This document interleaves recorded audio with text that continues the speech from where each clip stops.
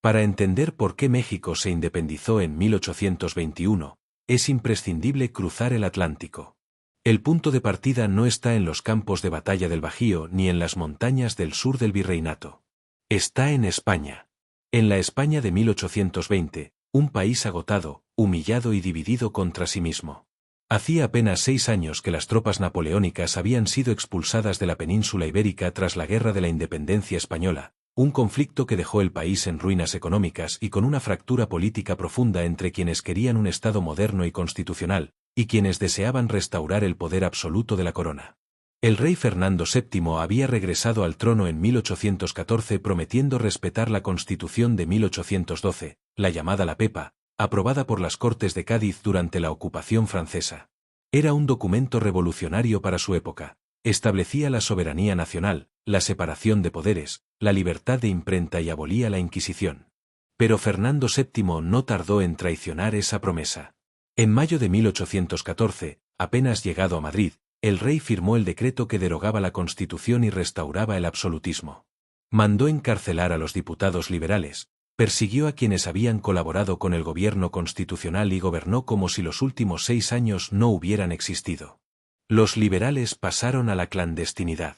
El resentimiento se acumuló en silencio durante 6 largos años. En enero de 1820, en la ciudad de Cabezas de San Juan, provincia de Sevilla, un teniente coronel del ejército español llamado Rafael del Riego lideró un pronunciamiento militar.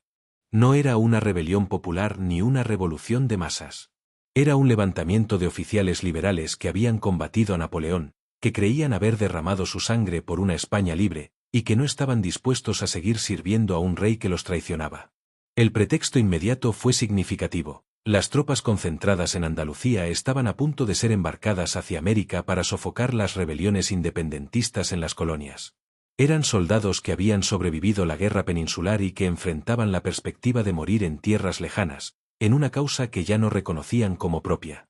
El pronunciamiento de Riego fue también, desde el principio, una consecuencia directa de los conflictos ultramarinos. Riego proclamó la vigencia de la Constitución de 1812 y recorrió Andalucía intentando sumar apoyos. En un primer momento la reacción fue tibia.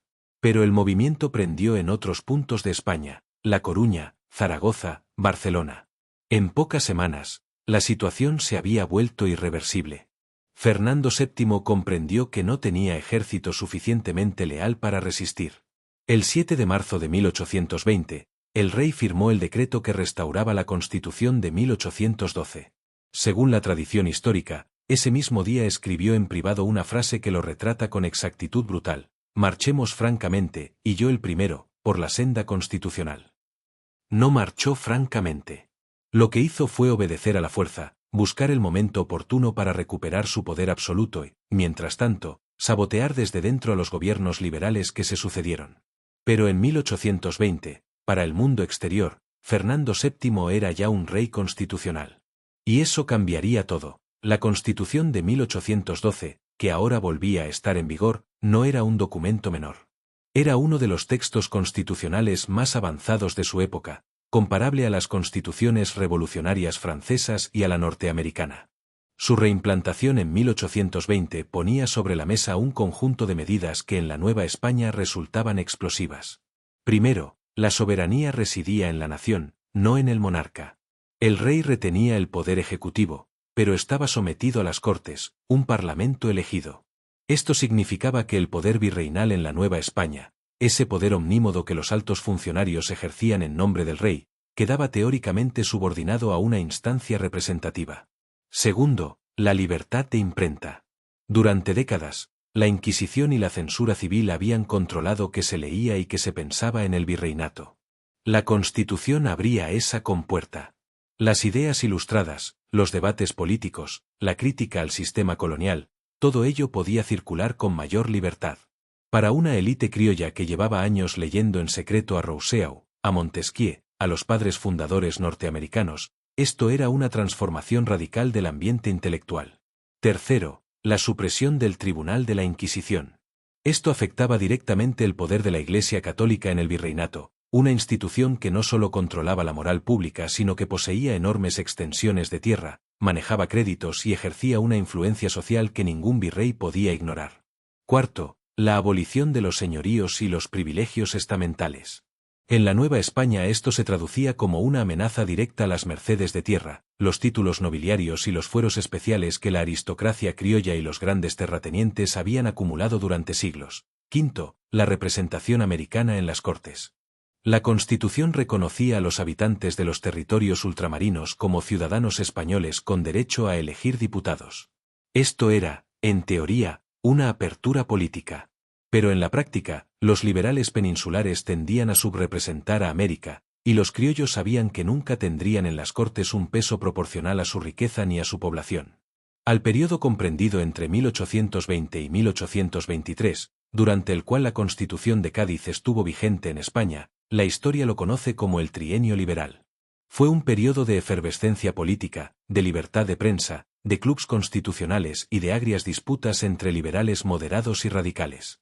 También fue un periodo de creciente inestabilidad, que terminaría cuando Fernando VII solicitó la intervención de la Santa Alianza Europea para restaurar el absolutismo. Pero mientras duró, el trienio liberal tuvo consecuencias inmediatas en la Nueva España. El virrey Juan Ruiz de Apodaca, un hombre pragmático que llevaba 5 años gestionando la guerra contra la insurgencia, tuvo que proclamar la Constitución en junio de 1820. Las elecciones para diputados a Cortes se celebraron. Los ayuntamientos constitucionales se reinstauraron. La prensa empezó a circular con nuevos títulos y con una franqueza que hacía pocos meses habría sido impensable. La reacción de las élites conservadoras de la Nueva España fue de alarma profunda. Hay que entender quiénes eran estas élites para comprender por qué. Eran, en su mayoría, criollos, hijos y nietos de españoles nacidos en América, que habían construido su posición a la sombra del sistema colonial. Grandes propietarios, comerciantes adinerados, miembros del alto clero, oficiales del ejército. Habían visto con horror el inicio de la Guerra de Independencia en 1810, no porque amaran a España, sino porque la rebelión de Hidalgo había amenazado el orden social que los privilegiaba. Durante 10 años habían combatido la insurgencia como enemigos del orden y de la religión. Habían apoyado al ejército realista no por lealtad al rey, sino porque el rey era el garante de su mundo. Ahora, ese rey se convertía en un rey constitucional, obligado a aplicar leyes que atacaban directamente ese mundo. La supresión de la Inquisición era intolerable para el alto clero. La libertad de prensa abría la puerta a ideas subversivas. La amenaza de desamortización de bienes eclesiásticos, que algunos liberales españoles ya debatían abiertamente, ponía en riesgo la riqueza acumulada de los conventos y las diócesis. Y la perspectiva de enviar diputados a unas cortes dominadas por liberales peninsulares, que podrían legislar sobre América sin entender ni respetar sus particularidades, resultaba inaceptable. El razonamiento de esta élite llegó a una conclusión que, en retrospectiva, tiene una lógica implacable. Si España liberal era más peligrosa que España absolutista, entonces quizás era el momento de que la Nueva España dejara de ser española. Es importante no perder de vista que todo esto ocurría mientras la Guerra de Independencia llevaba 10 años en curso. Desde el Grito de Dolores en septiembre de 1810, el virreinato había vivido una conflagración que había devastado economías regionales, despoblado caminos y sembrado el miedo en ciudades y haciendas.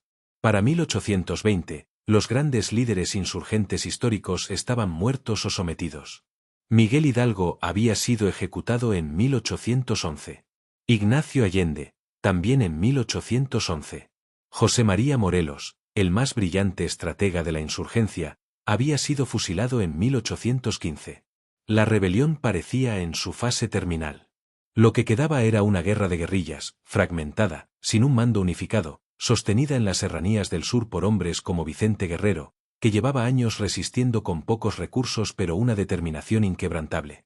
El ejército realista, al mando del virrey Apodaca, controlaba las ciudades, los caminos principales y las zonas productivas. Pero no podía liquidar definitivamente la insurgencia en las montañas. Era un empate que sangraba lentamente al virreinato. En ese contexto de agotamiento militar llegó la noticia de la restauración constitucional en España. El efecto político sobre la guerra. La Constitución de 1820 alteró el tablero de una manera que nadie había anticipado. Para los insurgentes, representaba una apertura inesperada. Si España se volvía liberal, algunos podrían considerar la negociación.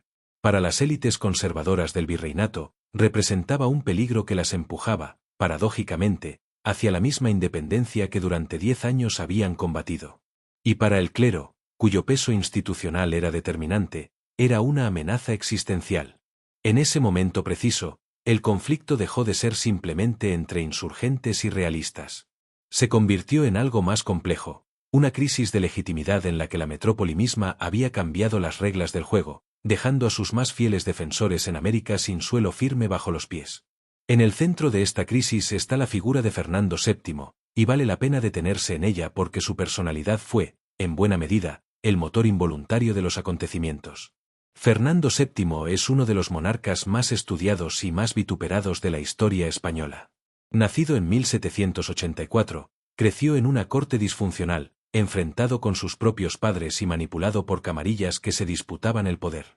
Fue rey por primera vez de manera efímera en 1808, antes de que Napoleón lo obligara a abdicar y lo confinara en el castillo de Valencay.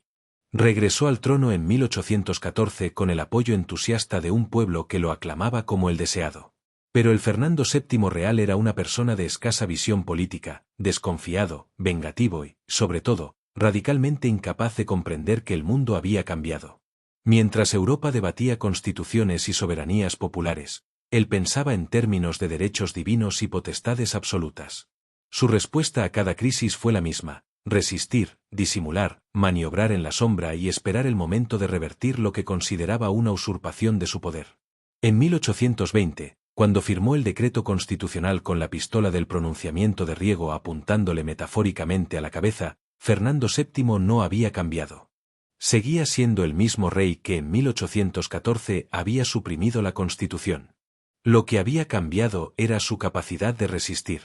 Y esa debilidad suya, esa incapacidad de sostener un sistema político coherente, fue la chispa que encendió la mecha en México. Hay una paradoja fundamental en el origen de la independencia mexicana que este documental quiere subrayar desde el principio. México no se independizó a pesar de España, sino en buena medida a causa de España.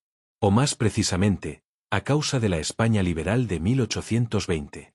Durante 10 años, la insurgencia había combatido por la independencia y había sido derrotada militarmente, una y otra vez, por un ejército realista en el que militaban muchos criollos. La idea de independencia vivía, pero no tenía la fuerza suficiente para imponerse. Lo que cambió todo no fue una batalla, ni un nuevo caudillo insurgente, ni un alzamiento popular. Fue un pronunciamiento militar en Andalucía, y un rey débil que firmó una constitución que no quería.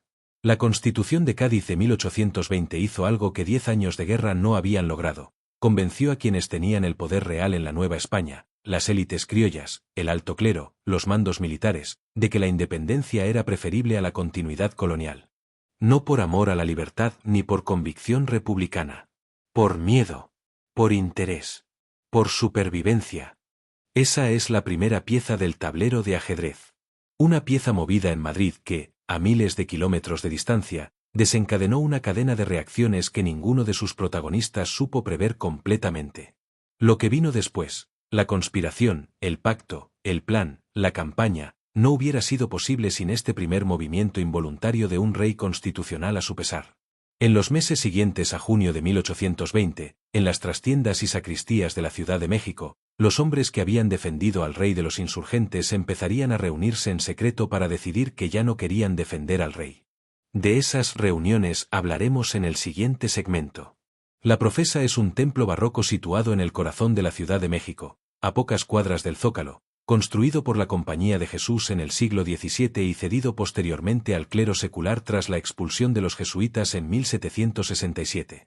Para 1820, era uno de los espacios religiosos más influyentes de la capital virreinal, frecuentado por la élite eclesiástica, los grandes comerciantes y los funcionarios de mayor rango. Pero lo relevante de la Profesa no era su nave principal ni sus altares dorados. Era su sacristía.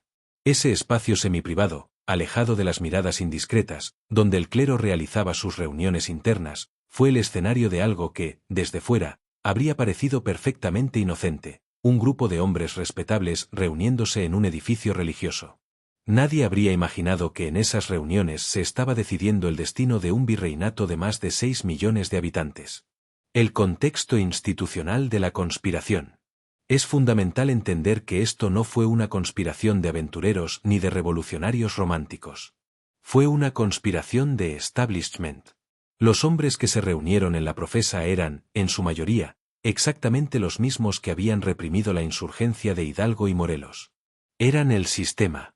Y precisamente porque eran el sistema, tenían acceso a los recursos, a los contactos militares y a la información que una conspiración exitosa requería. La figura central de la Profesa fue el canónigo Matías Monteagudo, inquisidor y uno de los eclesiásticos más poderosos de la Ciudad de México. Monteagudo no era un hombre de ideas abstractas. Era un operador político de primera categoría, con décadas de experiencia en las redes de poder del virreinato.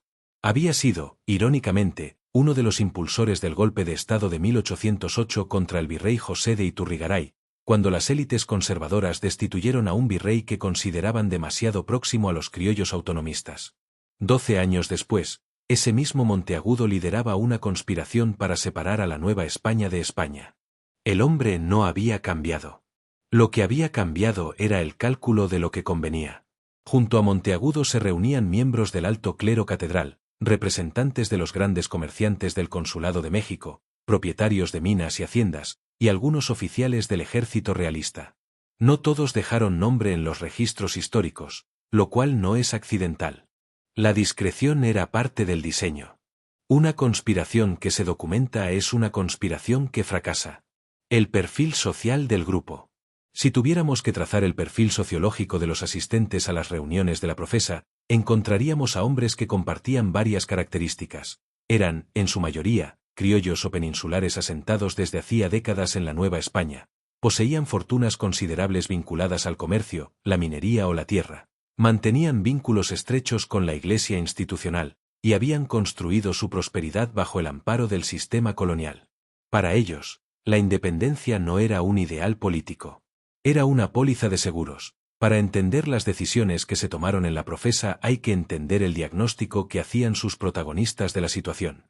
Y ese diagnóstico, aunque expresado en el lenguaje de la religión y el orden, era en el fondo perfectamente racional desde el punto de vista de sus intereses. La Constitución de 1812, ahora restaurada, atacaba al menos 4 pilares fundamentales del mundo que estos hombres habitaban. El primero era el poder de la Iglesia. La supresión de la Inquisición, la secularización de cementerios, la amenaza de desamortización de propiedades eclesiásticas y la limitación de los fueros del clero eran medidas que el liberalismo español venía debatiendo con creciente audacia. Para el alto clero de la Nueva España, que poseía entre 1/3 y la mitad de los bienes raíces de la capital virreinal y controlaba el sistema crediticio a través de capellanías y obras pías, esto no era una discusión abstracta. Era una amenaza patrimonial directa. El segundo pilar era el fuero militar. Los oficiales del ejército realista gozaban de privilegios jurídicos que los sustraían de los tribunales civiles. La Constitución tendía a homogeneizar el sistema judicial, lo que significaba para esos oficiales una pérdida real de estatus y protección legal. El tercero era el monopolio comercial. Los grandes comerciantes del consulado habían prosperado bajo un sistema que, aunque imperfecto, los protegía de la competencia exterior mediante el control de las rutas y los aranceles. El liberalismo económico que acompañaba al liberalismo político amenazaba ese sistema de privilegios. El cuarto, y quizás el más difícil de articular públicamente pero el más visceralmente sentido, era el orden social. La insurgencia de 1810 había mostrado lo que ocurría cuando las castas y las clases populares se movilizaban. La Constitución, con su lenguaje de igualdad ciudadana y soberanía popular, abría una puerta que estos hombres querían mantener firmemente cerrada. La independencia, paradójicamente, les parecía un mecanismo más seguro para preservar el orden social que la continuidad bajo un régimen liberal español. El objetivo inicial de los conspiradores de la Profesa no era, conviene subrayarlo, crear una república independiente ni proclamar la soberanía popular. Era casi lo contrario. Crear un Estado monárquico independiente gobernado por un príncipe de la Casa Borbón, que preservara la religión católica, los fueros del clero y del ejército, y el orden social existente. La independencia sería, en ese esquema, una separación quirúrgica de la metrópoli liberal, no una revolución.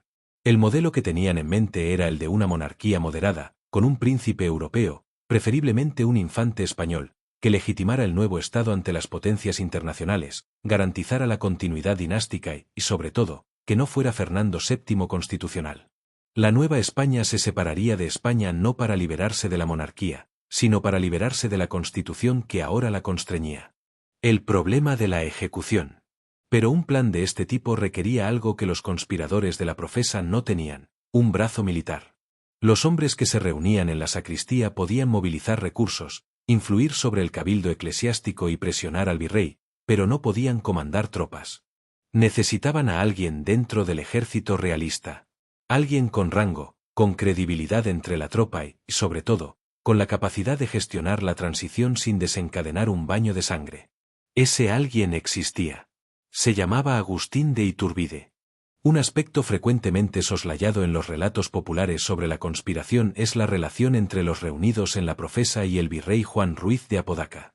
Apodaca no era un aliado activo de los conspiradores, pero tampoco era un obstáculo. Era, en el mejor sentido del término, un pragmático. El virrey sabía que algo se estaba cocinando. Las redes de información del gobierno virreinal eran extensas, y la profesa no era precisamente una cueva remota. Pero Apodaca también sabía que la constitución que se había visto obligado a proclamar en junio de 1820 le quitaba atribuciones, reducía su margen de maniobra y lo exponía a una supervisión desde Madrid que no había existido antes. No era, por tanto, un entusiasta del nuevo orden constitucional.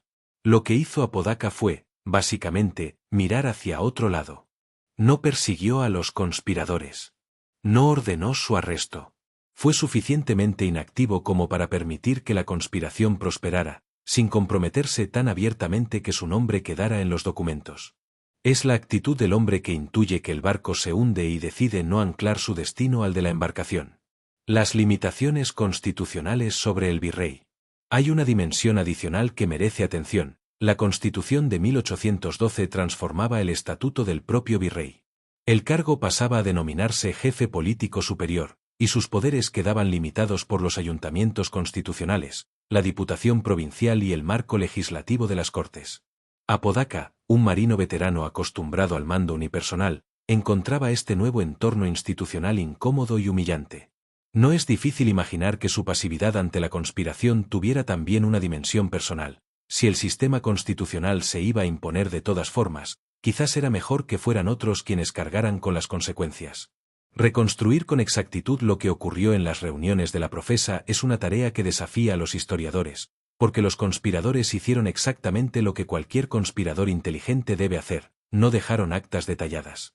Lo que sabemos proviene fundamentalmente de tres fuentes: los memoriales y testimonios posteriores de algunos participantes, como el propio Iturbide en sus escritos del exilio, los informes de espionaje que llegaron al gobierno virreinal y que se conservan en el Archivo General de la Nación, y la obra de historiadores contemporáneos de los hechos, en particular Lucas Alamán, quien aunque era un hombre de partido tenía acceso directo a fuentes de primera mano. Lo que emerge de esas fuentes es un cuadro de reuniones periódicas, probablemente desde mediados de 1820, en las que se fue articulando progresivamente un plan. Las primeras discusiones giraron en torno al problema inmediato: cómo frenar la aplicación de las medidas constitucionales más amenazantes, especialmente la supresión de la Inquisición y la libertad de prensa. En una segunda fase, la conversación fue derivando hacia algo más ambicioso: si era imposible frenar la Constitución desde dentro del sistema, quizás la solución era salir del sistema. El papel articulador de Monteagudo. Monteagudo fue el hilo conductor de ese proceso. Su posición como canónigo le daba acceso a los espacios donde se tomaban las decisiones eclesiásticas. Su historial político le otorgaba credibilidad entre los sectores más conservadores. Y su inteligencia táctica le permitió mantener la conspiración lo suficientemente cohesionada como para que prosperara, pero lo suficientemente difusa como para que no hubiera un único punto de falla que pudiera destruirla con una sola detención. No hay ningún documento firmado por Monteagudo que lo incrimine directamente. Eso no es una casualidad. Es la firma de un conspirador experimentado. La figura de Agustín de Iturbide es inseparable de la profesa, aunque el momento y la forma exacta en que se incorporó al círculo conspirativo son objeto de debate entre los historiadores. Lo que sí es claro es que Iturbide no llegó a la conspiración como un subordinado al que se le asignó una misión. Llegó como alguien que tenía sus propias ambiciones y que encontró en la profesa los recursos y la cobertura institucional que necesitaba para ejecutarlas. Para entender a Iturbide en este contexto, hay que recordar brevemente su trayectoria hasta ese momento. Nacido en Valladolid, hoy Morelia, en 1783, En el seno de una familia criolla acomodada, Iturbide había ingresado al ejército a los 15 años y había demostrado una capacidad militar notable. En la guerra contra la insurgencia se distinguió, con especial y controvertida crueldad, en las campañas del Bajío entre 1813 y 1816, donde ganó fama de ser uno de los oficiales más efectivos, y más despiadados, del ejército realista. Pero en 1816 fue relevado del mando acusado de abusos y corrupción. Las denuncias eran concretas: extorsión a comerciantes, apropiación de cargamentos de plata, ejecuciones sumarias sin proceso. Iturbide pasó 4 años en la Ciudad de México, sin mando activo, socialmente presente pero militarmente marginado. Eran 4 años de ambición contenida y de resentimiento hacia un sistema que lo había premiado con victorias y castigado con el retiro. El reencuentro con el poder. La profesa le ofreció una salida. No queda claro si fue Monteagudo quien buscó a Iturbide o si fue Iturbide quien se acercó al círculo de la profesa, pero el encuentro era lógico. Los conspiradores necesitaban un militar con capacidad operativa, e Iturbide necesitaba patrocinadores con influencia suficiente para rehabilitarlo y devolverle el mando que le había sido arrebatado. La alianza entre la sotana y la espada, entre el canónigo y el coronel, tenía una lógica perfecta. Lo que ocurrió a continuación confirmó esa lógica. A finales de 1820, el virrey Apodaca nombró a Iturbide comandante del Ejército del Sur, con la misión oficial de perseguir y destruir a Vicente Guerrero. Era el regreso al mando activo que Iturbide llevaba 4 años esperando. Y era, como veremos, el momento en que la conspiración dejó de ser una conversación en una sacristía y se convirtió en un movimiento capaz de cambiar la historia. La conspiración de la profesa es uno de esos episodios que la historia oficial tiende a difuminar, porque es incómodo para casi todos los relatos nacionales posibles.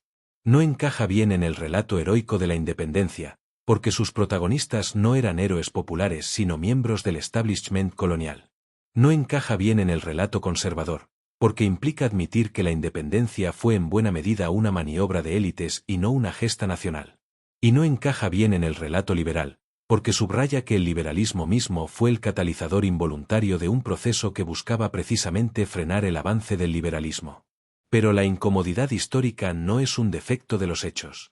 Es una característica de la realidad política, que rara vez se deja reducir a narrativas limpias de héroes y villanos. Lo que ocurrió en la profesa fue una conspiración de hombres que actuaban por interés propio, que utilizaron el lenguaje de la religión y el orden para encubrir una maniobra de supervivencia, y que sin embargo pusieron en marcha un proceso que terminaría, aunque no exactamente como ellos planeaban, en la independencia de un país. El problema del control. Hay una ironía profunda en el desenlace de la profesa que sus protagonistas no supieron anticipar. Una vez que pusieron a Iturbide en movimiento, perdieron el control sobre él. Monteagudo y los suyos querían una transición ordenada hacia una monarquía borbónica conservadora. Lo que obtuvieron fue a un hombre con ambiciones propias que terminaría coronándose a sí mismo. La conspiración tuvo éxito en desencadenar el proceso de independencia, pero fracasó en controlar sus resultados. Eso también es historia. Las conspiraciones pocas veces producen exactamente lo que sus autores planearon. Producen consecuencias. Y las consecuencias tienen sus propias lógicas. En el otoño de 1820, el mapa político de la Nueva España había cambiado de una manera que habría resultado incomprensible apenas un año antes. La élite conservadora que había defendido el orden colonial durante una década estaba ahora conspirando para destruirlo. El virrey miraba hacia otro lado. El ejército realista estaba a punto de recibir un nuevo comandante en el sur, un hombre con cuentas pendientes con el sistema y con ambiciones que iban mucho más lejos de lo que sus patrocinadores imaginaban. Y en las montañas del sur, Vicente Guerrero seguía resistiendo. No sabía que alguien en la Ciudad de México acababa de ser enviado a destruirlo. Y tampoco sabía que ese mismo hombre terminaría proponiéndole una alianza que cambiaría la historia. La segunda pieza del tablero estaba en su sitio. El juego, sin que casi nadie lo hubiera diseñado conscientemente como tal, estaba a punto de entrar en su fase decisiva. Para situar correctamente el estancamiento militar de 1820, hay que retroceder unos años y contemplar el momento más oscuro de la guerra insurgente. Ese momento fue 1815. En noviembre de ese año, José María Morelos, el hombre que había convertido la insurgencia en un proyecto político coherente, que había convocado el Congreso de Chilpancingo, que había promulgado el decreto constitucional de Apatzingán y que había demostrado ser el estratega militar más brillante que la causa independentista había producido, fue capturado cerca de Temalaca, en el actual estado de Guerrero, mientras cubría la retirada del Congreso itinerante. Fue trasladado a la Ciudad de México, degradado públicamente de sus órdenes sacerdotales, juzgado por la Inquisición y por un tribunal militar, y fusilado el 22 de diciembre de 1815 en Ecatepec. Con la muerte de Morelos, la insurgencia perdió su columna vertebral. El Congreso que él había protegido se disolvió en la huida. Las divisiones regionales, que su liderazgo había mantenido relativamente contenidas, estallaron. Los caudillos locales se fragmentaron, pactaron, traicionaron o simplemente desaparecieron.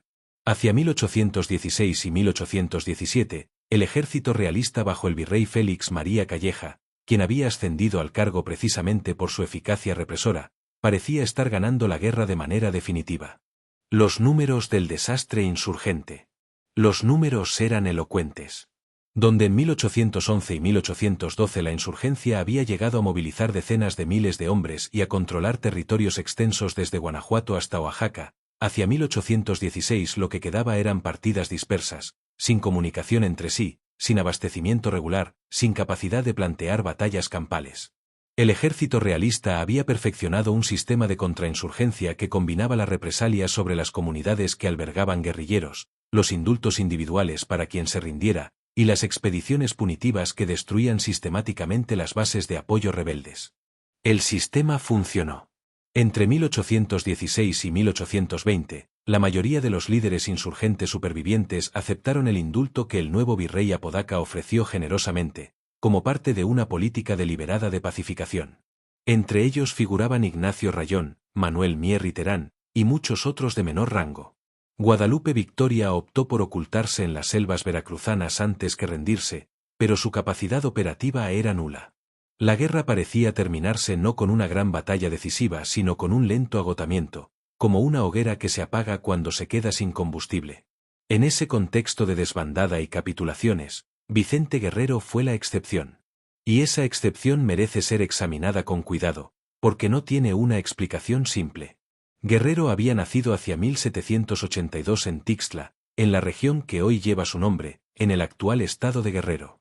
Era hijo de una familia de castas, de ascendencia afromestiza, en una sociedad colonial que clasificaba a las personas por su origen racial con una precisión obsesiva y reservaba los puestos de mando, el prestigio y la movilidad económica para quienes podían demostrar pureza de sangre española. Guerrero no podía demostrar nada de eso. Había sido arriero, conductor de mulas por los caminos de la sierra, antes de unirse a la insurgencia en sus primeros meses, hacia 1810. Eso significa que Guerrero combatía por razones que iban más allá de las abstracciones políticas que animaban a los criollos ilustrados. No era la soberanía nacional ni los derechos constitucionales lo que lo mantenía en pie. Era algo más visceral, la certeza de que el mundo que lo había definido como inferior desde su nacimiento era un mundo que merecía ser transformado.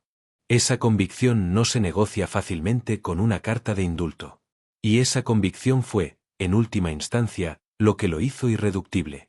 Su formación militar bajo Morelos. Guerrero había sido discípulo directo de Morelos, quien reconoció sus capacidades y le otorgó mandos progresivamente más importantes. Bajo esa tutela aprendió no solo la táctica guerrillera sino algo más valioso aún, la geografía íntima de la Sierra del Sur.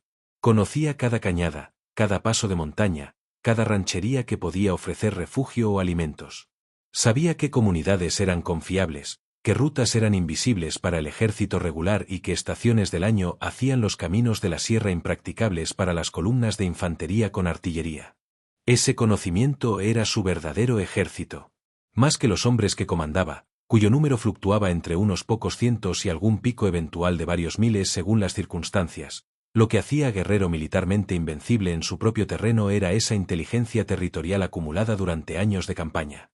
El ejército realista podía tener cañones y uniformes y cadenas de mando. Guerrero tenía el mapa en la cabeza. Para entender el estancamiento militar hay que entender el terreno. La Sierra Madre del Sur, que corre paralela a la costa del Pacífico desde Michoacán hasta Oaxaca, es uno de los territorios más abruptos e inhóspitos del continente americano. No es una sierra de pendientes suaves y valles transitables. Es una acumulación de barrancos profundos, cañones sin fondo, ríos que bajan violentos durante la temporada de lluvias y se convierten en caudales imposibles de vadear, senderos que desaparecen en la maleza y veredas que solo los habitantes locales conocen. Para un ejército regular del siglo XIX, moverse por ese terreno era una pesadilla logística.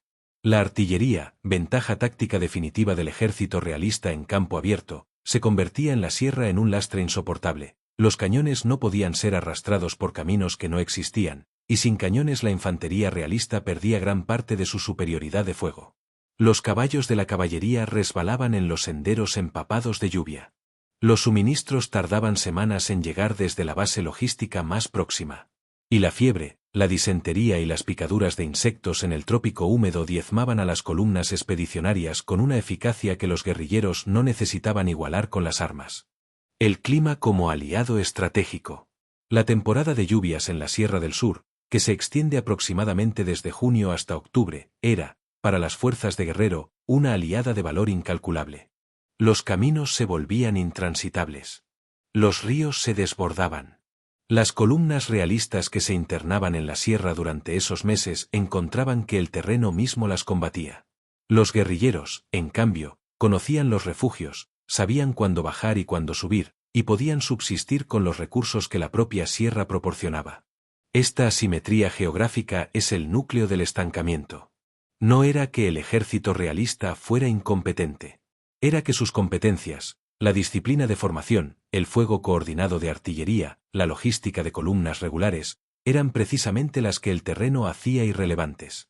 Y las competencias de Guerrero, la movilidad, el conocimiento local, la capacidad de atacar y desaparecer, eran exactamente las que el terreno potenciaba. La guerra que Guerrero libró entre 1815 y 1820 no se parecía en nada a las batallas que habían marcado las fases anteriores de la insurgencia. No había cargas masivas ni sitios de ciudades ni batallas campales con miles de combatientes en cada bando. Era una guerra de desgaste, de emboscadas, de golpes rápidos y retiradas inmediatas, de presencia constante sin nunca ofrecer un blanco fijo al enemigo. El ciclo básico de la guerrilla de Guerrero era el siguiente: una columna realista se adentraba en la sierra en busca de su campamento. Guerrero, advertido por su red de informantes locales con días de antelación, levantaba el campamento y desaparecía hacia las profundidades de la sierra. La columna marchaba durante semanas, encontraba el campamento abandonado, incendiaba lo que quedaba y regresaba agotada a su base. Mientras tanto, Guerrero atacaba las poblaciones que habían servido de apoyo logístico a esa misma columna, interceptaba sus comunicaciones u hostigaba a las partidas que se separaban del grueso de la tropa. Era una guerra de fantasmas.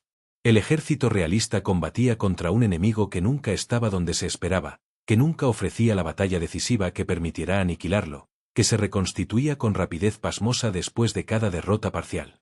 Cada vez que las fuerzas realistas lograban dispersar a Guerrero, él reaparecía semanas después en otro punto de la sierra, con nuevos hombres reclutados en comunidades locales, con nuevas armas conseguidas en ataques a destacamentos aislados, con la misma determinación intacta. El papel de las comunidades indígenas y afromestizas. Una dimensión que los relatos tradicionales tienden a minimizar es el papel que jugaron las comunidades indígenas y afromestizas de la sierra en el sostenimiento de la guerrilla. Sin una red de apoyo local que proporcionara información, refugio, alimentos y reclutas, la guerrilla no habría podido sobrevivir. Guerrero era de esa región, hablaba sus códigos, entendía sus agravios y compartía parte de su origen social. Para muchas de esas comunidades, la insurgencia no era un conflicto político abstracto, era la posibilidad de subvertir el orden de castas que los había mantenido en la base de la pirámide social durante 3 siglos. Eso no significa que todas las comunidades de la sierra apoyaran a Guerrero. Muchas eran leales al rey por convicción, por miedo o por interés. El conflicto era también una guerra civil a escala local, con divisiones que corrían dentro de las propias comunidades. Pero el equilibrio de simpatías en la Sierra Profunda inclinaba hacia Guerrero con suficiente consistencia como para que su guerrilla tuviera siempre la información y el apoyo mínimos necesarios para sobrevivir.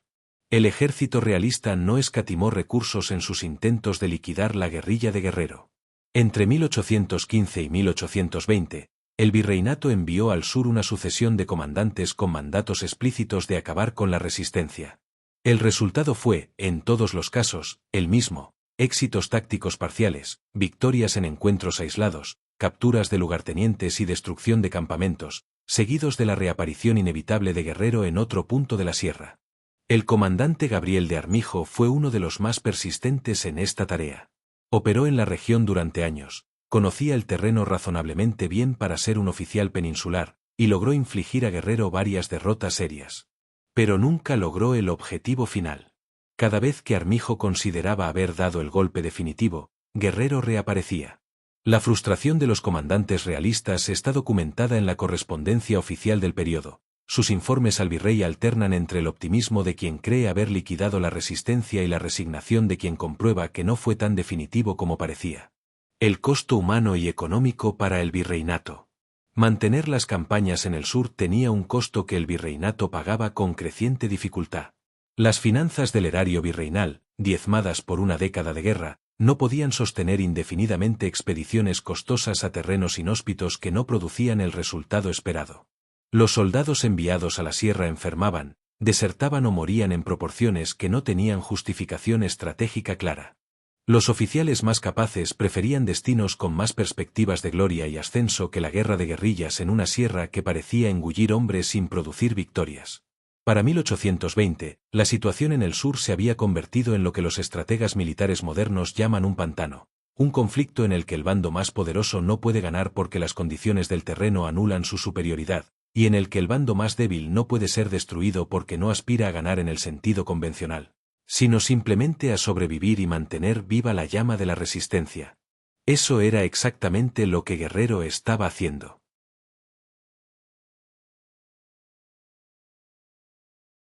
Cuando la fuerza no bastaba, el ejército realista recurrió a otro instrumento, la persuasión. Y en ese intento de persuasión hay un episodio que merece un lugar propio en este documental, porque ilumina con una claridad extraordinaria la naturaleza de las motivaciones de Guerrero y la dimensión humana del conflicto. El virrey Apodaca, en el marco de su política general de ofrecer indultos, decidió utilizar al padre de Guerrero como emisario.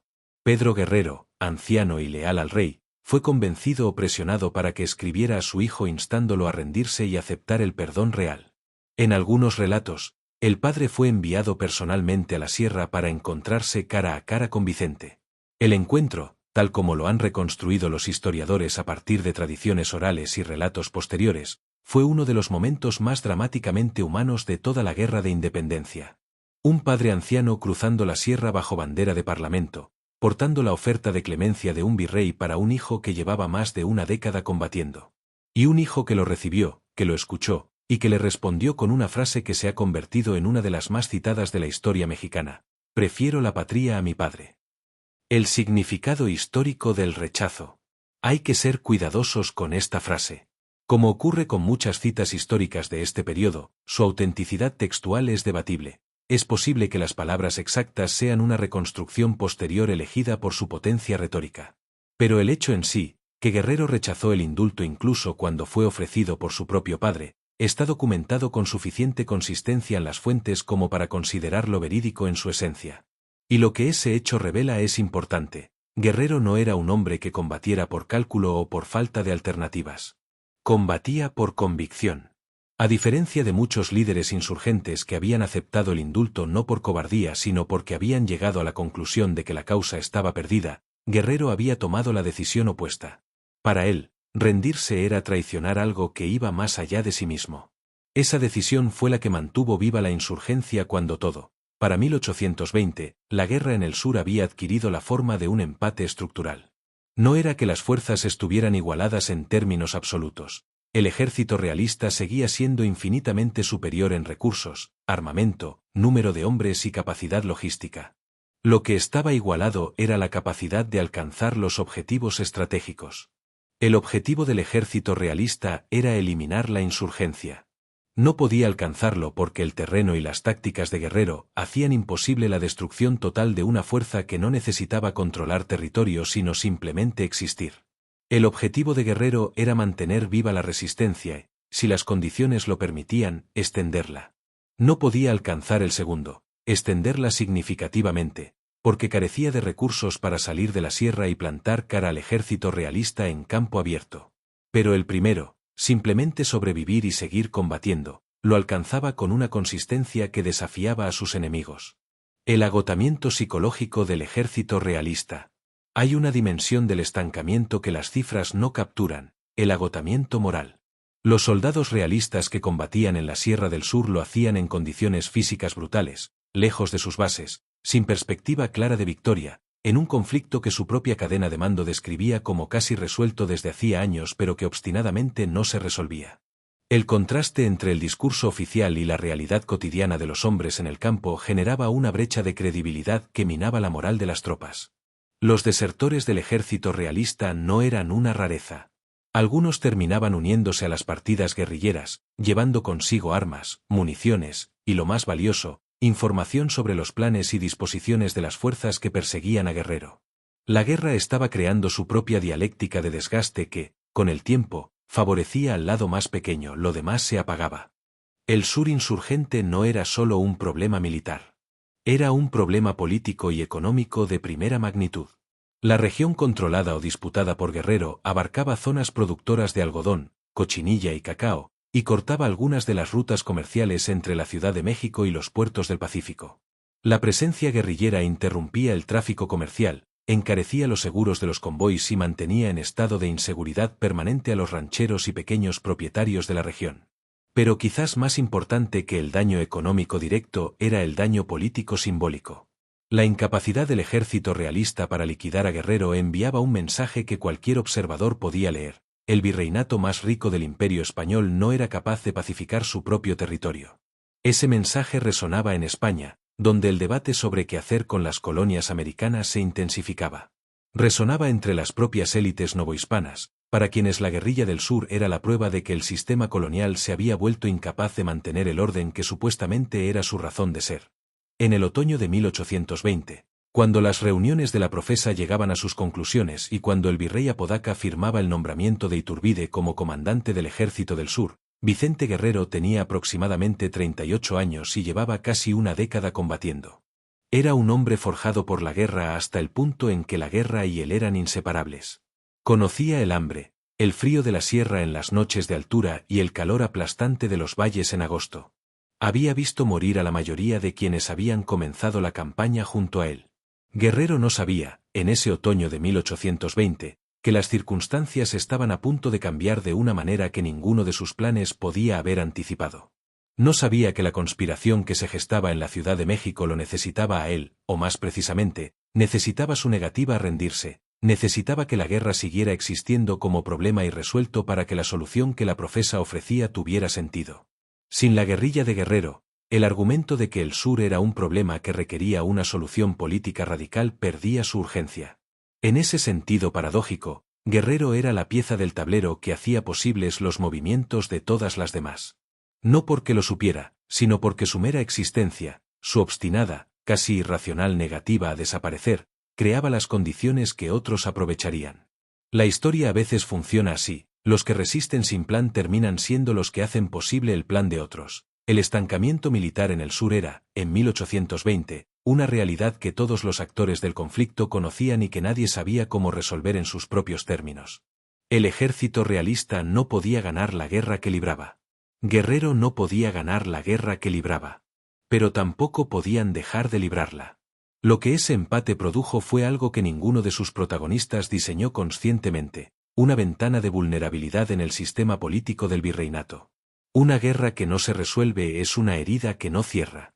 Y una herida que no cierra es una invitación a buscar remedios más radicales que la enfermedad misma.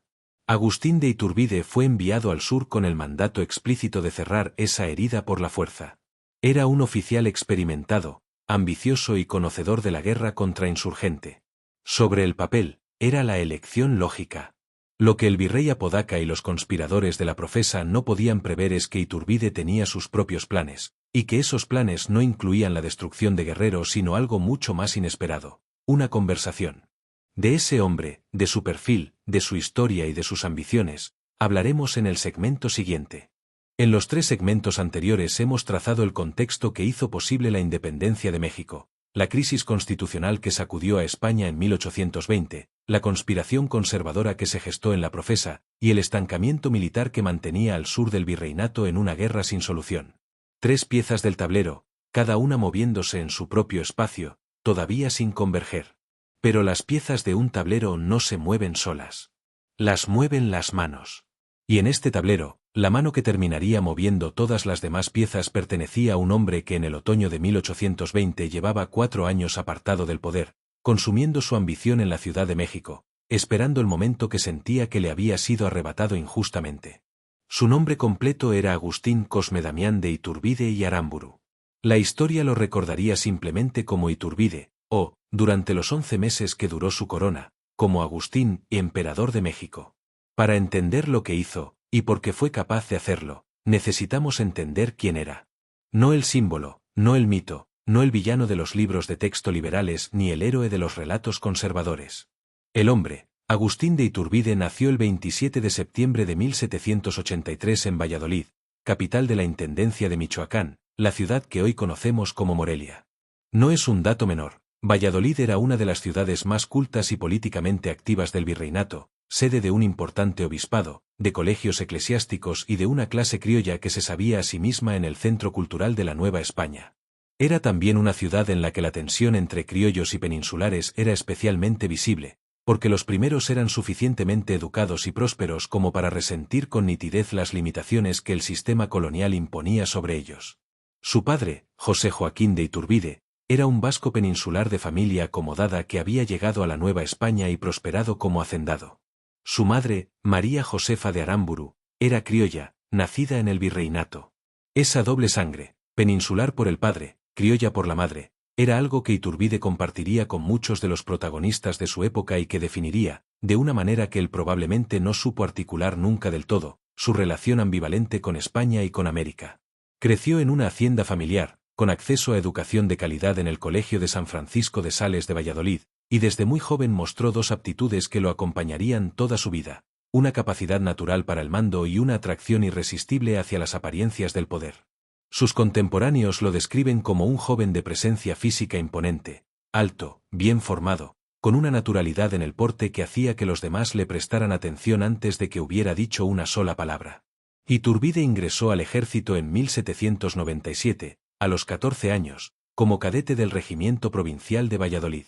Era un ingreso típico para un joven criollo de familia acomodada con aspiraciones. El ejército era uno de los pocos caminos de ascenso social en el virreinato que no requería título nobiliario ni pureza de sangre certificada al más alto nivel.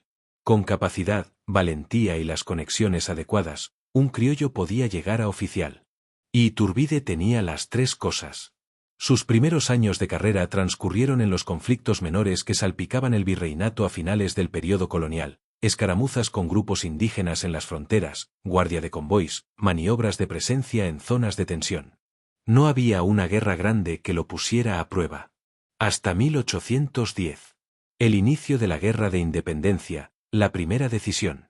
Cuando el cura Miguel Hidalgo dio el grito de Dolores en septiembre de 1810 y la insurgencia estalló por el Bajío con una violencia que nadie había anticipado en su magnitud, Iturbide tomó una decisión que merece ser examinada con cuidado porque define una parte fundamental de su carácter. Hidalgo, al inicio del movimiento, se acercó a Iturbide. Según fuentes posteriores, entre ellas el propio Iturbide en sus Memorias del Exilio, fuente que hay que manejar con precaución dada su naturaleza autorreivindicativa, el cura de Dolores le ofreció un mando en las fuerzas insurgentes. Iturbide rechazó la oferta. Se alineó con el ejército realista. ¿Por qué? La respuesta más simple, y probablemente la más honesta, es que Iturbide era un hombre de orden. No en el sentido ideológico profundo en que lo era Monteagudo, sino en un sentido más práctico y más personal. Era un oficial del ejército del rey, con un rango ganado, con una carrera en construcción, con una red de lealtades institucionales. La insurgencia de Hidalgo, con su componente popular y su violencia inicial contra las propiedades y las personas de los españoles y criollos ricos, era exactamente el tipo de caos que un hombre de sus características rechazaría visceralmente. Independientemente de si simpatizaba o no con la idea de autonomía criolla, el método de Hidalgo era inaceptable para él. Esa decisión inicial lo colocó en el bando realista. Y en ese bando, la guerra de independencia sería la forja que lo convertiría en el oficial más temido, y más controvertido, del virreinato. Entre 1810 y 1816, Iturbide construyó su reputación militar en el Bajío, la región de Guanajuato y Michoacán que era el corazón económico del virreinato y el escenario principal de las primeras fases de la guerra insurgente. Sus resultados militares, medidos en términos puramente operacionales, fueron notables. Ganó varios encuentros importantes contra fuerzas insurgentes, derrotó a líderes locales de la rebelión, y estableció un control efectivo sobre las rutas comerciales de la región en momentos en que parecían a punto de perderse definitivamente. Uno de los episodios más significativos de este periodo fue la Batalla del Monte de las Cruces en octubre de 1810, en la que participó como oficial subalterno. Pero fue en los años siguientes, entre 1813 y 1816, cuando su ascenso fue más rápido y cuando su reputación adquirió sus dos dimensiones más características, la del oficial eficaz que protegía el bajío de la insurgencia, y la del hombre capaz de una crueldad metódica que sobrepasaba lo que incluso sus superiores consideraban aceptable. La eficacia y sus métodos. Iturbide ganaba. Eso es lo primero que hay que decir. En un ejército realista que había sufrido derrotas humillantes a manos de Morelos y otros comandantes insurgentes, Iturbide era uno de los pocos oficiales que ofrecía victorias consistentes. Eso le granjeó la confianza de sus superiores y le permitió ir acumulando un margen de autonomía operativa que otros oficiales de su rango no tendrían. Pero los métodos con que ganaba generaban incomodidad incluso entre quienes se beneficiaban de sus victorias. Iturbide aplicó la política de tierra quemada con una sistematicidad que iba más allá de las instrucciones recibidas. Comunidades enteras eran castigadas colectivamente por haber albergado o auxiliado a guerrilleros. Prisioneros eran ejecutados sumariamente sin proceso. Las haciendas que se sospechaba habían colaborado con la insurgencia eran saqueadas. En la correspondencia oficial de la época, algunos comandantes superiores expresaron su preocupación por el exceso de Iturbide, aunque esas preocupaciones se moderaban cuando llegaban los informes de sus victorias. Hay un término que la historiografía ha utilizado para describir a Iturbide en este periodo: el azote de los insurgentes. Es una denominación que él mismo cultivó, porque la ferocidad era parte de su estrategia de persuasión. Si los insurgentes sabían que caer en manos de Iturbide significaba la muerte sin proceso, la rendición o la huida eran opciones que se volvían más atractivas. El terror como instrumento de pacificación tenía una lógica militar que él entendía perfectamente. La carrera militar de Iturbide en el Bajío tenía, sin embargo, una cara que sus victorias no podían ocultar indefinidamente. A partir de 1814 comenzaron a acumularse en el escritorio del virrey denuncias que provenían de fuentes diversas y que apuntaban todas en la misma dirección. Iturbide estaba utilizando su posición militar para enriquecerse. Las acusaciones eran concretas y variadas. Se le imputaba haber desviado cargamentos de plata que transitaban por las rutas que supuestamente protegía, aplicando sobre los comerciantes del Bajío una suerte de impuesto de protección informal que recordaba más a la extorsión que a la administración militar. Se lo acusaba de apropiarse de bienes confiscados a sospechosos de insurgencia en lugar de ingresarlos al erario. Y se documentaban ejecuciones de individuos cuyos bienes coincidentemente terminaban en manos de Iturbide o de sus asociados. El comerciante Pedro Otero presentó una denuncia formal en 1814 que fue la más elaborada y la más políticamente resonante. Otero describía un sistema en el que Iturbide operaba como señor feudal de facto en su zona de influencia, imponiendo tasas arbitrarias, amenazando a quienes se resistían y utilizando la acusación de simpatías insurgentes como arma para neutralizar a enemigos personales o competidores comerciales. El proceso y sus consecuencias. En 1816, el virrey Calleja ordenó una investigación formal. El proceso fue largo, incómodo y políticamente complicado, porque Iturbide tenía defensores poderosos dentro del ejército que no querían perder a uno de sus oficiales más eficaces, y porque las acusaciones implicaban también a varios colaboradores que contaban con sus propias redes de protección. El resultado fue ambiguo. Iturbide no fue condenado formalmente, no fue encarcelado, no fue ejecutado. Pero fue relevado del mando. En noviembre de 1816, Agustín de Iturbide regresó a la Ciudad de México sin un mando activo. Tenía 33 años, una reputación militar formidable, una reputación personal gravemente dañada, y el tiempo y la ambición de sobra para rumiar ambas. Los 4 años que siguieron, entre 1816 y 1820, son un periodo sobre el que las fuentes hablan poco, porque Iturbide habló poco de ellos. Vivió en la capital, frecuentó los círculos sociales que su rango y su apellido le abrían, y esperó. Los hombres como Iturbide siempre esperan. Para reconstruir el carácter de Iturbide más allá de sus actos militares, tenemos que recurrir a los testimonios de quienes lo conocieron directamente. Y esos testimonios, cuando se los lee en conjunto, construyen un retrato coherente aunque perturbador. El primer rasgo que emerge con unanimidad en las descripciones contemporáneas es su carisma físico e interpersonal. Iturbide era, por todos los relatos disponibles, un hombre de presencia excepcional. Alto, de facciones regulares y expresión segura, sabía entrar a una habitación de manera que los demás lo notaran sin que él hiciera nada aparentemente deliberado para provocar esa reacción. Hablaba bien, escuchaba con la atención calculada de quien sabe que escuchar es una forma de poder, y tenía la capacidad, fundamental para un líder militar, de hacer que cada persona con quien conversaba sintiera que era la más importante en la sala. El segundo rasgo es su vanidad, que sus contemporáneos describían no como un defecto menor sino como una característica estructural de su personalidad. Iturbide prestaba una atención extraordinaria a su apariencia, a su uniforme, a los títulos que lo precedían y a la manera en que era tratado en público.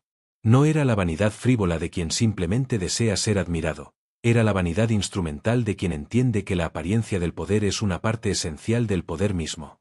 En una sociedad como la novohispana, donde el rango y la dignidad se expresaban a través de signos externos, Iturbide manejaba esos signos con una precisión que era casi artística.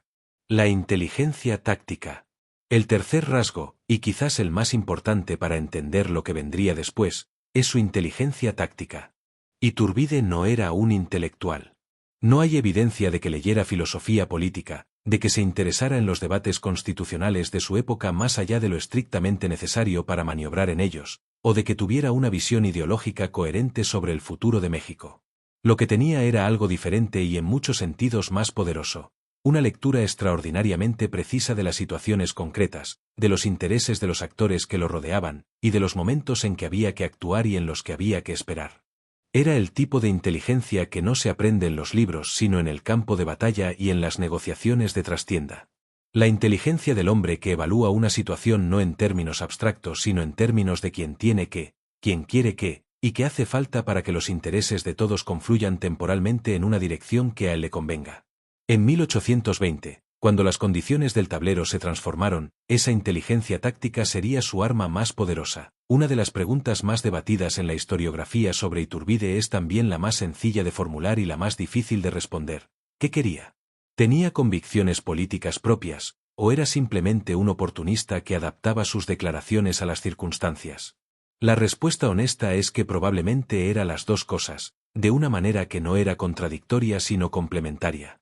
Iturbide tenía algunas convicciones genuinas, creía en el orden jerárquico, en la religión católica como fundamento de la sociedad, en la grandeza de lo que él llamaba la nación mexicana, aunque ese concepto era todavía extraordinariamente vago en 1820, y creía, con una certeza que nunca lo abandonó del todo, en su propio destino excepcional.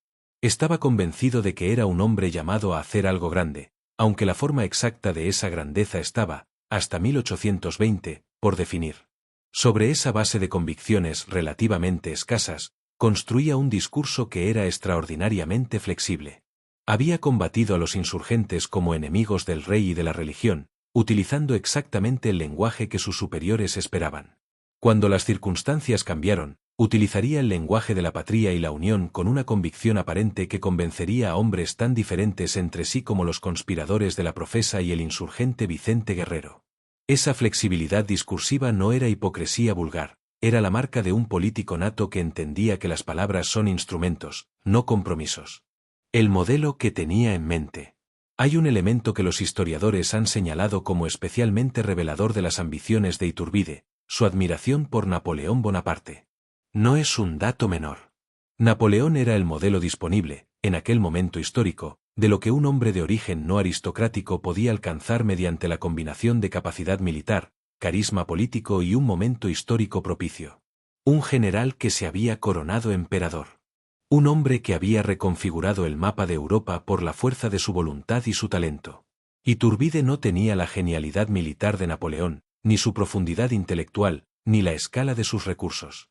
Pero tenía algo que Napoleón también había tenido en sus inicios, la capacidad de leer una situación de crisis como una oportunidad, y la voluntad de actuar cuando los demás todavía deliberaban. Y en 1820, la situación de crisis estaba servida. Los 4 años que Iturbide pasó en la Ciudad de México sin mando activo no fueron, como podría parecer, un periodo de inactividad. Fueron, en muchos sentidos, los años en que Iturbide completó su formación como político. Alejado de los campos de batalla, tuvo que aprender a moverse en un terreno diferente, el de las camarillas, los favores, las deudas sociales y las alianzas de salón que eran el verdadero motor del poder en la capital virreinal. Frecuentó los círculos de la élite criolla. Cultivó amistades en el clero. Mantuvo contactos en el ejército. Y fue acumulando, con una paciencia que no era natural en él pero que las circunstancias imponían, información sobre los estados de ánimo, los miedos y las ambiciones de los hombres que en ese momento controlaban el virreinato. Cuando los conspiradores de la profesa empezaron a buscar a alguien con credenciales militares suficientes para darle un brazo armado a su proyecto, Iturbide no era un desconocido para ellos. Era, en muchos sentidos, la persona obvia. Las deudas y la presión financiera. Hay otro factor que los biógrafos de Iturbide han señalado y que merece mencionarse porque añade una dimensión humana y concreta a su motivación. Durante esos 4 años, sus finanzas personales se deterioraron significativamente. Iturbide vivía como si todavía tuviera el poder adquisitivo que le daba el mando militar en el Bajío, con todo lo que ese mando implicaba en términos de ingresos formales e informales, pero ya no lo tenía. Sus deudas crecían. Su estilo de vida, que no admitía concesiones a la austeridad, generaba presiones financieras que añadían urgencia a su necesidad de recuperar el mando, con él, las posibilidades de ingreso que ese mando proporcionaba. No hay que reducir a Iturbide a sus deudas, pero tampoco hay que ignorarlas. Los grandes movimientos históricos rara vez tienen una sola causa, y los hombres que los protagonizan rara vez actúan por un solo motivo. En el caso de Iturbide, la ambición política, el resentimiento por el relevo de 1816, la convicción de su propio destino excepcional y la presión financiera se combinaban en una mezcla que hacía de él, en 1820, un hombre extraordinariamente motivado para actuar. La rehabilitación de Iturbide no fue un acto espontáneo del virrey Apodaca ni una consecuencia automática del paso del tiempo. Fue el resultado de una campaña deliberada de reconstrucción de su imagen que Iturbide llevó a cabo con la misma sistematicidad táctica con que había conducido sus campañas militares. Entre 1817 y 1820, Iturbide cultivó su relación con el obispado de Michoacán, una de las instituciones eclesiásticas más poderosas del virreinato. Hizo donaciones. Participó en actos de piedad pública. Se presentó como un hombre de fe sólida y convicciones religiosas firmes, en contraste con la imagen del oficial codicioso que las denuncias de 1816 habían fijado en la memoria de algunos. Era una rehabilitación que utilizaba la Iglesia como plataforma, lo cual era también, hay que subrayarlo, una señal de que Iturbide entendía dónde estaba el poder real en el virreinato. También trabajó sus contactos en el ejército. Mantuvo la amistad de oficiales que lo habían conocido en el Bajío y que valoraban su eficacia sobre el campo. Cuando los conspiradores de la profesa comenzaron a buscar un interlocutor militar, esos contactos fueron los canales a través de los cuales se estableció el primer acercamiento. Iturbide no llegó a la profesa como un postulante, llegó como alguien que ya tenía su propia agenda y que encontraba en el proyecto de los conspiradores la estructura que necesitaba para ejecutarla. En noviembre de 1820, el virrey Juan Ruiz de Apodaca firmó el nombramiento de Agustín de Iturbide como comandante general del Ejército del Sur, con la misión de perseguir y destruir definitivamente a Vicente Guerrero y a los reductos insurgentes que todavía resistían en la sierra. Era el regreso al mando activo que Iturbide llevaba 4 años esperando.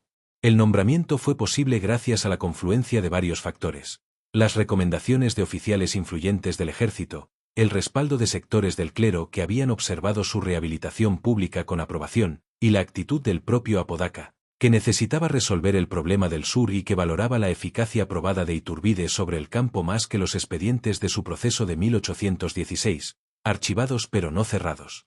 Lo que el virrey no sabía, lo que nadie podía saber en ese momento, era que Iturbide ya había tenido conversaciones con los círculos de la profesa, que el hombre al que enviaba a destruir a Guerrero estaba considerando, quizás desde antes de recibir el nombramiento, la posibilidad de hacer exactamente lo contrario, no destruir a Guerrero, sino aliarse con él.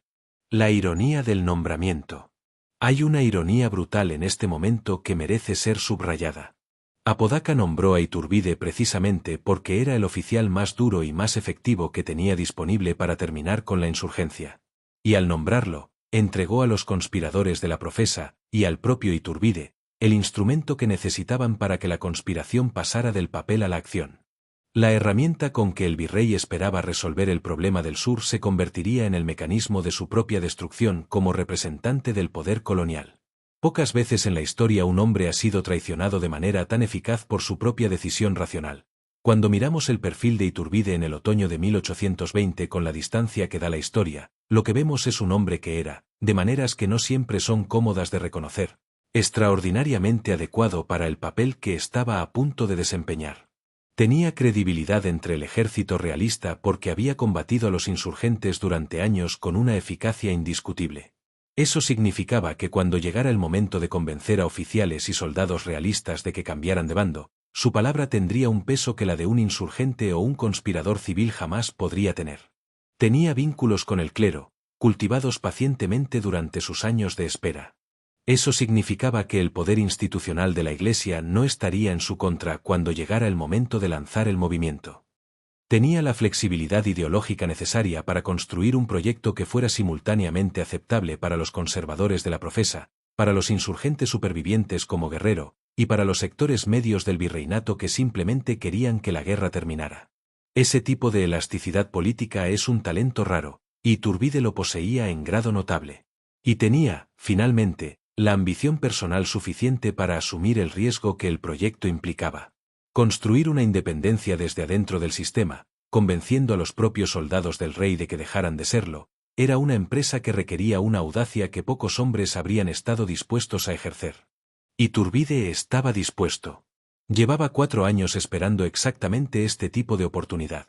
La historia está llena de hombres capaces que no encontraron su momento, y de momentos extraordinarios que no encontraron al hombre capaz de aprovecharlos.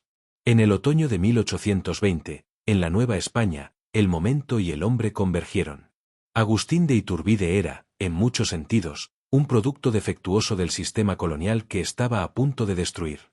Era ambicioso más allá de lo que el sistema podía darle. Era capaz de una violencia que el sistema normalmente no sanciona.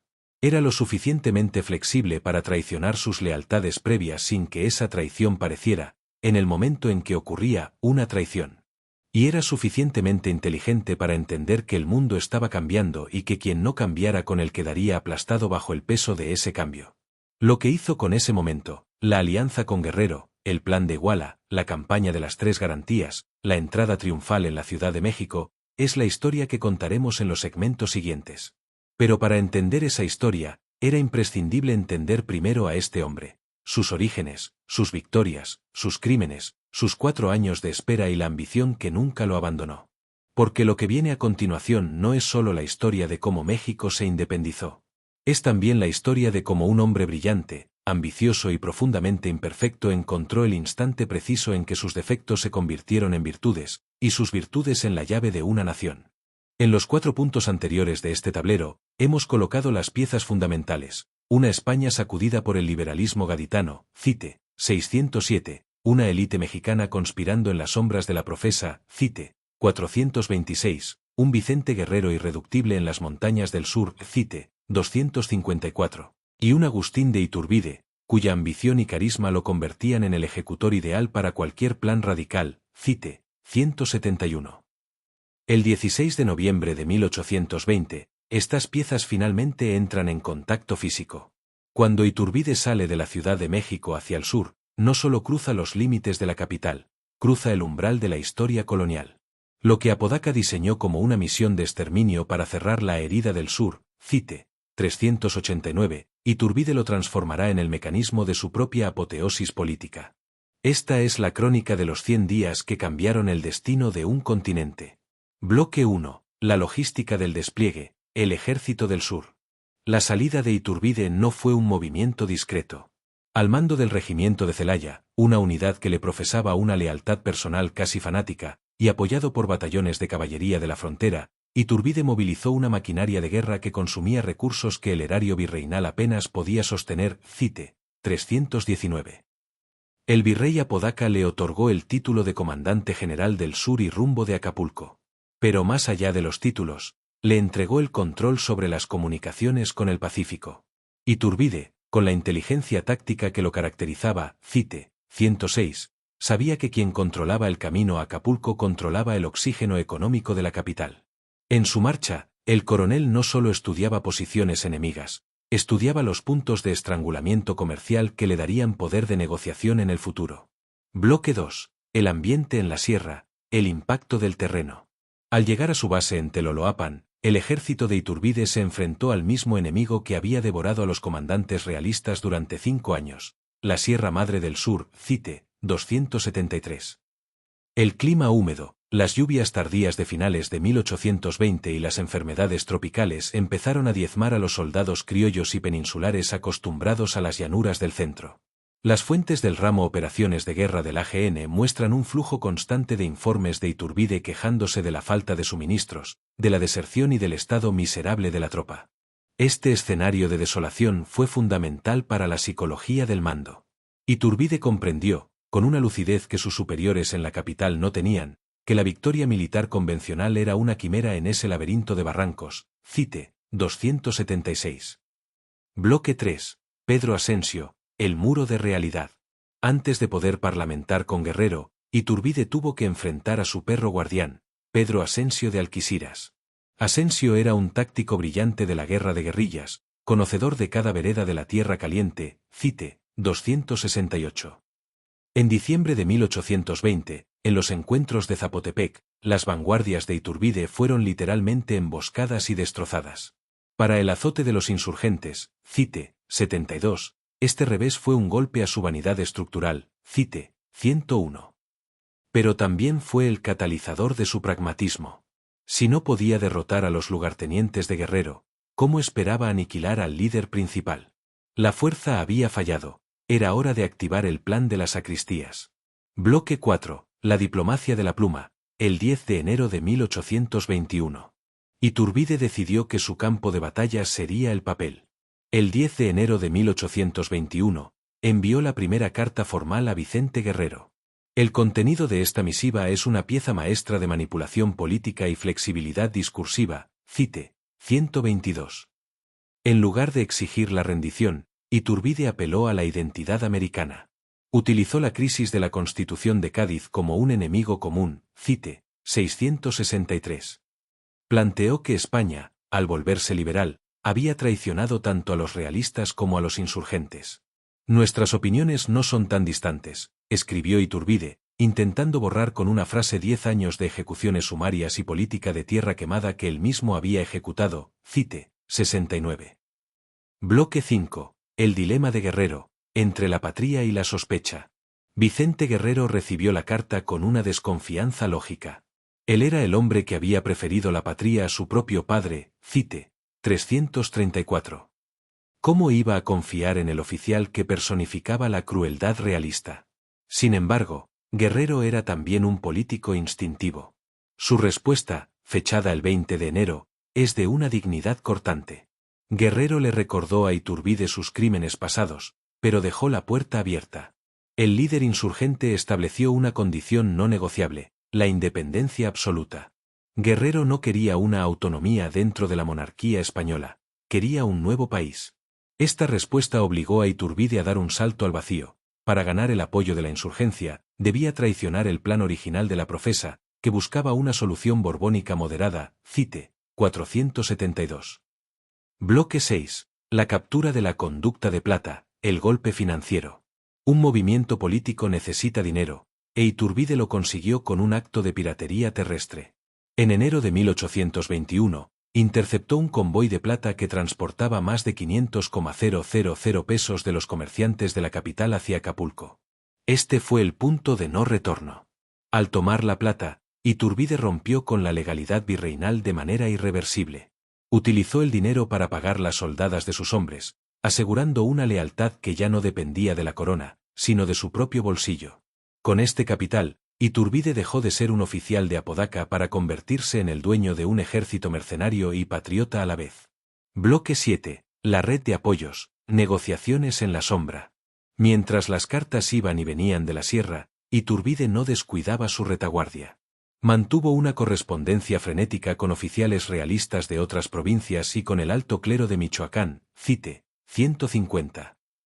Les aseguraba que su movimiento era el único capaz de detener el caos liberal de la metrópoli. Su inteligencia táctica, CITE, 108, le permitió vender el mismo proyecto de diferentes maneras. A los conservadores les prometía orden y religión, a los liberales les prometía una constitución propia, y a los insurgentes les prometía la independencia. Iturbide estaba construyendo una coalición de intereses contradictorios que solo su figura carismática podía mantener unida. Bloque 8. La síntesis ideológica, hacia el Plan de Iguala. En los primeros días de febrero, en su cuartel de Iguala, Iturbide comenzó a redactar el documento que debía sintetizar todas estas tensiones. El desafío era monumental: crear una estructura legal que permitiera que los soldados que se habían matado durante una década se abrazaran bajo una sola bandera. Se inspiró en el modelo napoleónico de unificar a la nación bajo un mando fuerte, cite, 124, pero le dio un tinte profundamente novohispano. El documento se basaría en las tres garantías: religión, la exclusividad católica; independencia, el fin del vínculo con España; y unión, la igualdad entre criollos y peninsulares. Era un pacto de olvido y construcción simultánea. Bloque 9. El engaño a Apodaca, la máscara del general fiel. Uno de los aspectos más fascinantes de este periodo es la capacidad de Iturbide para mantener la máscara ante el virrey. Sus informes a la capital seguían hablando de persecuciones a los rebeldes y de una pacificación inminente, cite, 160. Apodaca, un hombre de buena fe pero superado por las circunstancias, cite, 484, creía que Iturbide estaba cumpliendo su misión. Esta ceguera institucional permitió a Iturbide ganar tiempo precioso para consolidar sus alianzas antes de que la capital pudiera reaccionar militarmente contra él. La ironía del nombramiento se volvía cada vez más amarga. El virrey estaba financiando y autorizando el movimiento que lo derrocaría, cite, 167. Bloque 10. El papel de la Iglesia en el frente.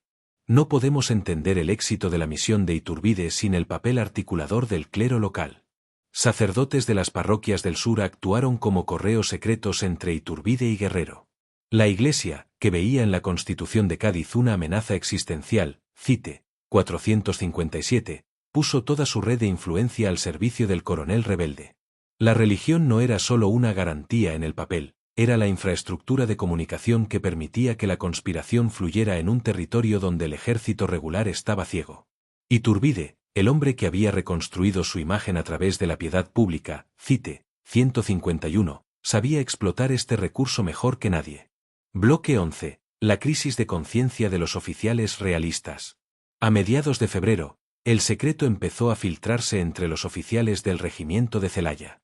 Muchos de ellos eran españoles o criollos con fuertes vínculos con la monarquía. ¿Cómo reaccionarían ante la orden de desobedecer al rey? Iturbide utilizó su carisma físico e interpersonal, cite, 97, en reuniones cara a cara. Les habló no como subordinados, sino como hermanos de armas. Les convenció de que no estaban traicionando al rey, sino salvando a la nación de un gobierno liberal impío en Madrid. La seducción política de Iturbide fue tan efectiva que prácticamente todo su Estado Mayor aceptó el giro radical sin un solo disparo de resistencia interna. Bloque 12. La proclamación de Iguala, 24 de febrero de 1821. El momento culminante ocurrió el 24 de febrero de 1821. En el pueblo de Iguala, Iturbide hizo pública su desobediencia y su visión. El plan de Iguala fue leído ante las tropas y la población civil. Fue el nacimiento del ejército trigarante. El documento era revolucionario en su moderación. No pedía la cabeza del virrey ni el exterminio de los españoles, pedía una transición ordenada hacia un imperio mexicano. Iturbide se presentaba como el primer jefe, una figura que combinaba la autoridad militar con la legitimidad de un libertador.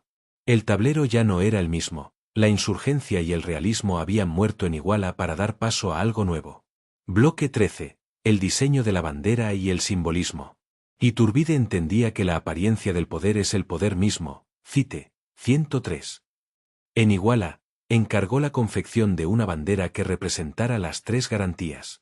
El diseño de las franjas diagonales en blanco, verde y rojo, cada una con una estrella, era un mensaje visual potente para una población mayoritariamente analfabeta. El blanco para la religión, el verde para la independencia y el rojo para la unión. Esta bandera no era solo un estandarte militar, era un contrato social en tela. Al enarbolarla, Iturbide estaba diciendo que el nuevo país tenía un lugar para todos, siempre y cuando aceptaran su liderazgo. Bloque 14. La reacción en la capital, el fin de la ilusión. Cuando las noticias del plan de Iguala llegaron finalmente a la Ciudad de México en marzo de 1821, el impacto fue sísmico. Apodaca, que se sentía traicionado de manera personal, cite, 168, declaró a Iturbide fuera de la ley. Pero era demasiado tarde. La estructura del virreinato empezó a desmoronarse por dentro. Guarniciones enteras en las provincias, al leer el plan de Iguala, decidieron sumarse al movimiento. El realismo, que había resistido 10 años de guerra insurgente, se evaporó en semanas ante la oferta de unión de Iturbide. La misión de pacificar el sur se había convertido en la campaña para capturar el corazón del país. Bloque 15, epílogo del segmento, El hombre ante el abismo. Agustín de Iturbide, al final de estos 100 días, ya no era el coronel cuestionado de 1816. Era el arquitecto de una nación posible.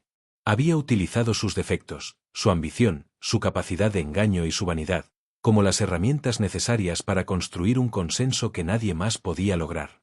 Pero el éxito de Iguala dependía de una última validación. Faltaba el encuentro cara a cara con el hombre que personificaba la resistencia pura, Vicente Guerrero. El abrazo entre el azote de los insurgentes y el héroe del sur sería la prueba de fuego de que el plan de Iguala no era solo un documento, sino una realidad palpable. De ese encuentro, y de la marcha triunfal que seguiría, hablaremos en el próximo segmento de El tablero de ajedrez.